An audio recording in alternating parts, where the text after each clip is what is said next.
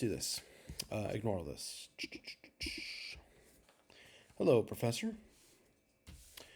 Just a quick disclaimer before we get started. Apologies if I cough, or if you hear my dog Juno turning over in the background or growling or whatever. That's just her being silly. But let's get started. I'd like to open us up with a quote. Realists believe that power is the currency of international politics. A quote by John J. Mersheimer in Chapter 3, page 51 of our textbook.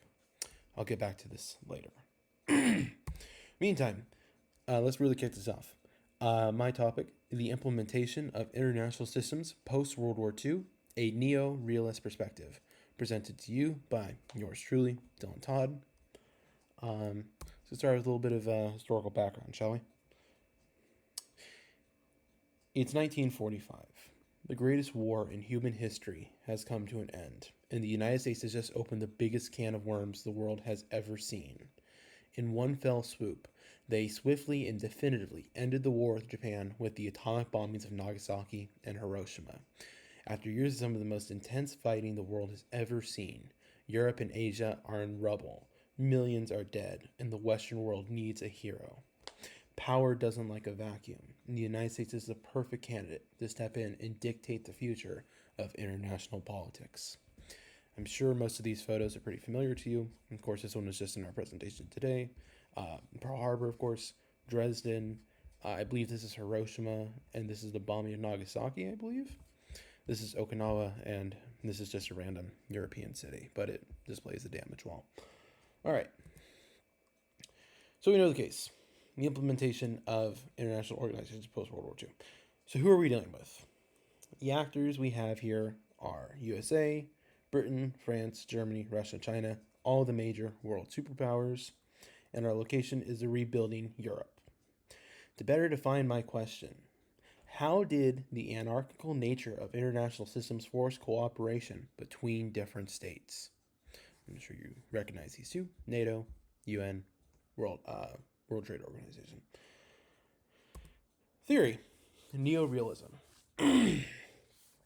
Neorealism, aka structural realism, but I'll just be referring to it as neorealism for my mental sanity, is completely anarchical, which means there's no one superior power that's above the rest, and instead states have to rely on international competition to shape their interactions with each other. Simply put, neorealism believes that the anarchical nature that forms the systems shapes state behaviors. I noted that quote from Mersheimer at the beginning of this presentation for a reason. Realists believe that power is the currency of international politics.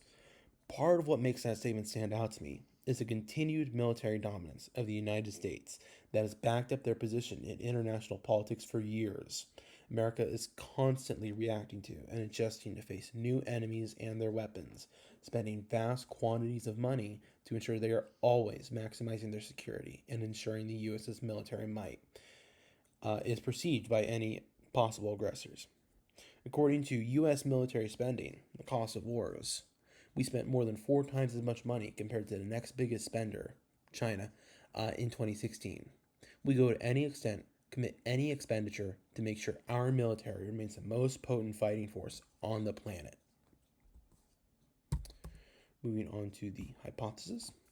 I believe that neoliberalism let the United States take advantage of the unique position it found itself in post-war to create numerous international organizations to help rebuild Europe and strengthen the U.S.'s position in international politics. Hypothesis response. Since neorealism believes that the power of the state is so important, the U.S. having the ability to basically shape the world order post-war is one of the most important moments in America's stance on the world stage. The U.S. was the strongest nation among the Western powers with the ability and the logistics to support the struggling, rebuilding nations in Western Europe.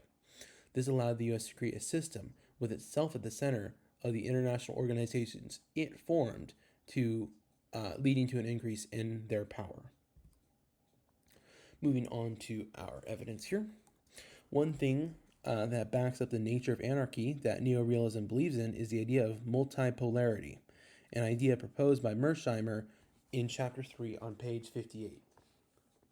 Multipolarity is a scenario where three or more countries all have access to great power and the ability to essentially counteract each other. It's a sort of built-in deterrence mechanism that prevents wars with each other due to any potential conflicts ending up too costly to be worth it. If the framing of this is starting to sound similar, it should.